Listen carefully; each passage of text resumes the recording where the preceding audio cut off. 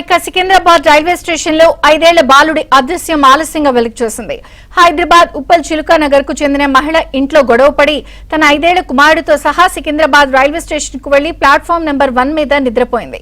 అయితే లేచి చూసేసరికి తన కుమారుడు కనిపించలేదు. దీంతో స్టేషన్ పరిసరాలన్నీ వెతికిన ఆచూకీ లభించలేదు. గత నెల 20న జరిగిన ఈ ఘటనపై రైల్వే పోలీసులు కేసు నమోదు చేసి సీసీ ఫుటేజ్ సాయంతో దర్యాప్తు చేపట్టారు.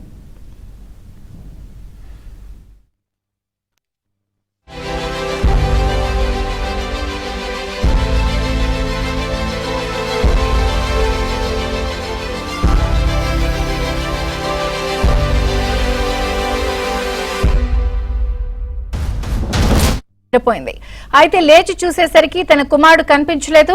దీంతో స్టేషన్ పరిసరాలన్నీ వెతికిన ఆచూకీ లభించలేదు.